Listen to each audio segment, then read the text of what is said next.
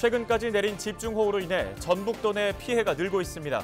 전북도가 집계한 11일 기준 피해 건수는 1,240건으로 전날보다 100건 넘게 늘었습니다. 그칠 줄 모르는 비 속에 수해 복구 작업은 더디게 진행되고 있습니다. 피해를 본 주민들의 마음은 타들어가고 있습니다. 섬진강 제방이 무너지면서 피해가 커진 남원 지역은 수백 명의 이재민이 발생했습니다. 제방 붕괴의 원인을 규명하고 재발 방지책 마련이 시급하다는 지적이 일고 있습니다. 텔레그램과 특수한 브라우저를 사용해야 접속할 수 있는 다크웹을 통해 마약을 유통한 30대가 경찰에 붙잡혔습니다. 피의자 A씨는 2,500만 원 상당의 마약을 유통한 혐의를 받고 있습니다.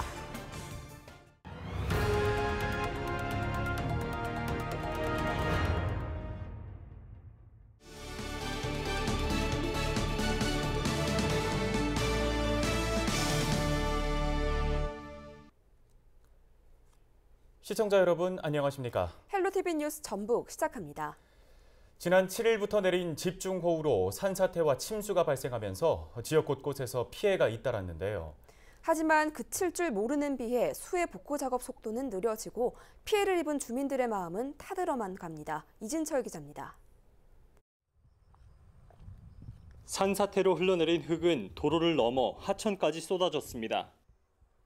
뿌리채 뽑힌 나무는 길 한가운데 놓인 채 통행을 막고 있습니다. 산사태가 발생한 지 며칠이 지났는데도 피해 현장 수습은 시작도 못했습니다. 앞으로도 전북 지역에 많은 비가 내릴 것으로 예상되고 있지만 이렇게 산사태 지역의 방수포를 덮는 등 응급 조치는 이루어지지 않고 있는 상황입니다. 집 뒤 담벼락 역할을 하던 둔덕은 갑작스레 많이 내린 비를 이기지 못하고 무너졌습니다. 쏟아진 토사는 항아리를 부수고 안바닥까지 흘러내려왔습니다. 복구 작업에 딸 내외까지 돕고 있지만 연일 내리는 비에 피해 주민은 하늘이 원망스럽기만 합니다. 깜짝 놀랐어요. 그냥 저쪽으로 이제 용키 우리 수수가 있는 쪽으로 다 넘어져가지고 아이고 나 혼자 놀랬단 게 혼자 산 게 그래서 문제당이 또 저기 여기로 생겼단 게 지금 근데 어떻게 해요? 지난 7일부터 최고 500mm 넘게 내린 집중호우로 전북도에는 침수와 산사태 등 1,200여 건의 피해가 접수됐고 이재민 1,000여 명이 발생했습니다. 둑이 무너져 피해가 가장 컸던 남원 등에 공무원과 자원봉사자 등 모두 6,200여 명이 투입돼 복구 활동을 돕고 있습니다. 수해 복구 작업에 힘을 모으고 있지만 길어지는 장마 탓에 쉽지만은 않습니다. 와서 보니까 너무나 마음이 아프고 가슴이 진짜 아픕니다. 그래서 봉사자들이 좀 많이 투입이 됐으면 좋겠다는 생각을 해봅니다. 전북도의회는 호우로 피해를 본 지역에 대해 특별 재난 지역으로 지정해달라고 주장하고 있는 상황. 이번 주말까지 전북 지역에 비가 예보되면서 수해를 입은 주민들의 시름은 더 깊어지고 있습니다. 헬로티비 뉴스 이진철입니다. 앞서 보신 것처럼 최근 내린 집중호우로 인해 전북도 내 피해가 늘고 있습니다. 전북도는 11일 오전 9시 기준 피해 건수는 1,240건으로 전날보다 134건이 늘어난 것으로 집계했습니다. 주택과 농작물, 축사 등의 사유시설 피해가 789건, 산사태와 도로 등 공공시설 피해는 451건에 이르는 것으로 파악됐습니다. 집중호우로 섬진강 제방이 붕괴되면서 수천여 명의 이재민이 발생했습니다. 익산지방국토관리청은 긴급 복구를 시작했지만 재발 방지를 위한 대책이 필요하다는 지적입니다. 김남호 기자가 보도합니다. 남원시 금지면 금곡교 인근 섬진강 제방입니다. 무너진 제방을 막기 위한 물막음 공사가 한창입니다.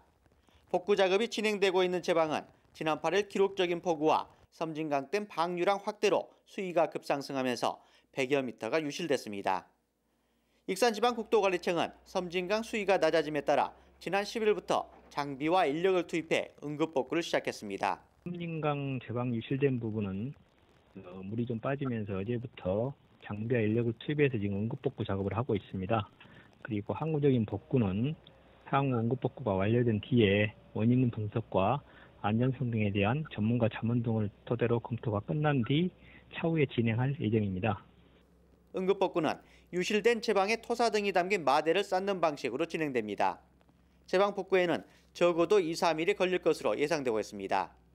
제방을 다시 쌓는 항구적인 복구는 원인 분석과 안전성 등에 대한 전문가 자문 등을 거쳐 추진될 예정입니다. 영구적인 그 복구를 위해서는 올바른 재료, 아무 흙이나 쌓으면 안 되고요. 예, 거기에 제방에 맞는 그 어떤 규정이 있습니다. 공학적인 규정. 그 규정에 맞는 흙을 다짐. 특히 이제 아까 얘기했던 파이핑 현상이나 그런 것들을 방지하기 위해서는 다짐이 중요합니다. 알맞은 재료와 그다음에 그 다짐이 그 규정에 맞게 이루어지도록 해야 되겠죠. 집중호우와 수문 개방으로 섬진강 일대 하천 수위가 상승하면서 남원시 금지면 일대 8개 마을 주민 1000여 명의 이재민이 발생한 상황. 피해 주민들은 제방 응급복구와 함께 재발 방지책 마련을 호소하고 있습니다. 헬로티비 뉴스 김나우입니다. 섬진강 제방 붕괴로 역대급 수해를 입은 남원시에 구호 물품과 성금이 이어지고 있습니다. 남원시는 행정안전부가 수재민을 위해 주방용품과 양념류 등으로 구성된 긴급 구호품 500세트를 보내왔다고 밝혔습니다. 남원이 고향인 더 좋은의 김해철 대표는 임시 대피시설에서 생활하는 이재민들의 코로나19 감염을 막기 위해 마스크 10,000장을 전달해왔습니다. 남원시 자원봉사센터도 직접 만든 김밥 2,000개와 도시락을 전달했으며 대한적십자사봉사회는 막대한 피해를 본 금지면에 밥차를 설치해 급식을 해주고 있습니다. 전북도 자원봉사센터는 송동면에 세탁 차량을 보내 물에 잠긴 옷가지와 이불 빨래를 돕고 있으며 대한적십자사 전북지회는 급식 차량을 지원했습니다. 육군 35사단 장병과 경찰관, 남원 지역 시민단체인 여성단체협의회와 의용소방대 회원들도 현장을 찾아 복구 작업을 돕고 있습니다. 남원시도 응급구호 세트 960여 개와 담요 200여 장, 텐트 300여 개를 생수, 빵 등과 함께 이재민들에게 나눠줬습니다. 올여름 유난히 긴 장마로 전북의 경우 벼병해충이 늘어나고 있어 철저한 방제가 필요합니다. 전북농업기술원은 벼병해충 발생량 조사 결과 잎도열병과 세균성 벼알마름병과 같은 병해충 면적이 늘어나고 있다고 밝혔습니다. 고창과 익산 등 평야를 중심으로 평년보다 2배 이상 늘고 있다는 게 농업기술원 측 설명인데요. 전북농업기술원은 방제가 소홀할 경우 병해충이 확산할 수 있다며 제때 방제할 것을 당부했습니다. 다음 소식입니다. 익명성이 보장되는 텔레그램과 특수한 브라우저를 사용해야 접속할 수 있는 다크웹을 통해 마약을 유통한 30대가 경찰에 붙잡혔습니다. 전북지방경찰청 사이버수사대는 마약류 관리에 관한 법률 위반 혐의로 A씨를 구속했습니다. A씨는 지난 2월부터 최근까지 텔레그램과 다크웹 등을 통해 대마와 액상대마 등 마약 2,500만 원 상당을 유통한 혐의를 받고 있습니다. A씨는 범행 기간에 자신도 마약을 수차례 흡입했다고 진술한 것으로 전해졌습니다. 경찰은 유통된 마약이 더 있을 것으로 보고 A씨의 휴대전화를 확보해 디지털 포렌식을 의뢰한 상태입니다.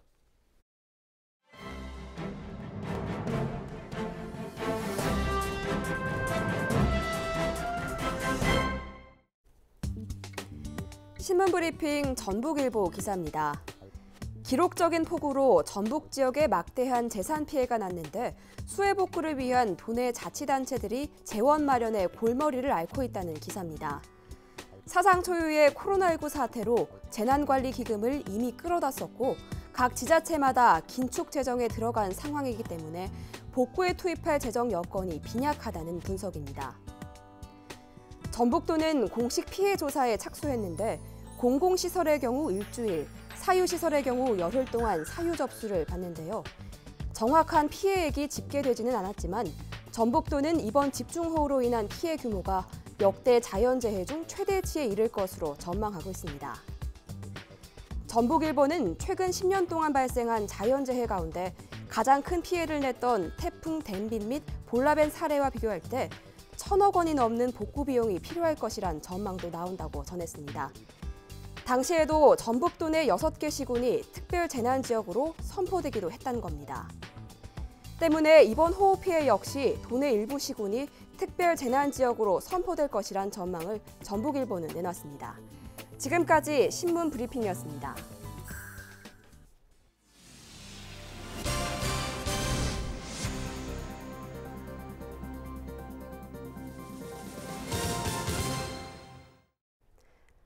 다음 소식입니다. 세계 간척의 역사, 그리고 새만금 방조제 건설 전후 생활과 환경 변화상을 살펴볼 수 있는 국립 새만금 간척 박물관이 부안에 들어섭니다. 새만금 개발청은 새만금 박물관 시공사가 선정돼 이번 주 목요일부터 공사를 시작한다고 밝혔습니다. 변산면 대학리 일대에 들어서는 박물관은 축구장 5개가 넘는 부지에 3층 규모로 지어질 계획입니다. 새만금 개발청은 늦어도 2023년 세계 잼버리 대회가 열리기 전에 개관할 방침입니다. 전북지방환경청은 장마철 집중호우를 틈탄 공공수역 환경오염 행위 특별점검에 나선다고 밝혔습니다. 점검 시한은 이달까지이며 전북 지역 산업단지와 하천 주변 수질오염 물질 배출 사업장 등이 대상입니다. 환경청은 폐수 처리시설 적정 운영 여부와 폐수 무단 방류 여부 등을 집중적으로 점검할 예정입니다. 전북환경청은 점검 결과 폐수 배출 허용 기준 초과 사례 등에 대해서는 해당 지자체의 행정처분 방법으로 조치할 예정입니다. 김제 부안리 지역구인 더불어민주당 이원택 의원이 화장품 포장의 사용기한 표기를 의무화하는 화장품법 개정안을 대표 발의했습니다. 법안은 화장품 사용기한을 1차, 2차 포장에 모두 표기하는 내용을 담고 있습니다. 그동안 화장품 사용기한을 1차 포장에만 표시하고 2차 포장에 빠뜨리는 경우가 종종 있어 소비자가 불편을 겪기도 했습니다. 동학 농민혁명 과정에서 발생한 전투를 살펴보면서 역사적 의미를 되짚어보는 학술대회가 정읍에서 열립니다.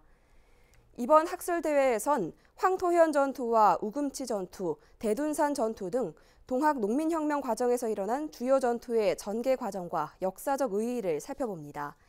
이와 함께 동학 농민혁명 주요 전투지의 위치와 전투에 참여했던 농민군과 관군, 일본군 등의 참여 인원과 동선을 명확하게 파악하는 토론도 이어질 예정입니다.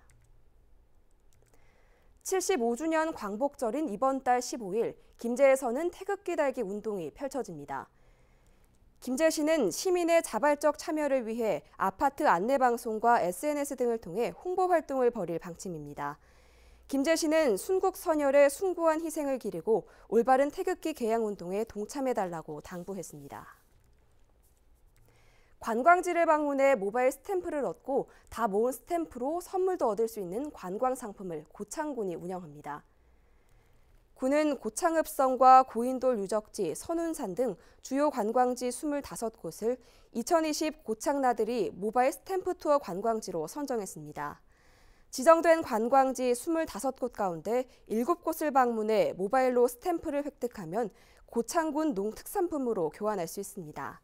스탬프 투어 어플리케이션을 다운받으면 누구나 스탬프 투어에 참여할 수 있습니다. 날씨 정보입니다. 수요일 우리 지역 오전 기온은 25도, 낮 기온은 30도로 예상됩니다. 장마 전선이 잠시 소강 상태에 들겠지만 서해상에서 동진하는 비구름의 영향을 받으면서 전북 지역에서는 오전까지 50에서 100mm, 많은 곳은 150mm의 비가 예보돼 있습니다.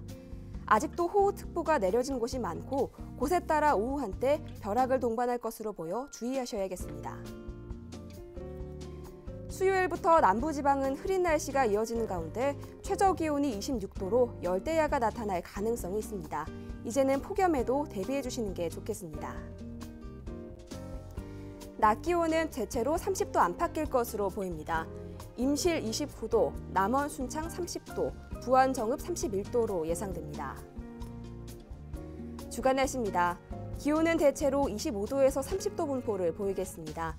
대체로 흐리겠지만 기상 상황에 따라 곳곳에 소나기나 국지성 호우가 내리겠고 비 소식이나 폭염 예보가 추가될 수 있겠습니다. 바다 날씨입니다. 우리 지역 바다에도 비 소식이 있습니다. 파고는 0.5m에서 1m까지 일겠습니다. 날씨 정보였습니다. 기상청은 이번 주까지는 장마가 계속될 것이라고 예보했습니다. 추가적인 비 피해 없도록 각별한 대비해 주시기 바랍니다. 헬로티비 뉴스는 언제나 지역 주민 여러분 곁에 있겠습니다. 함께해 주신 여러분 고맙습니다.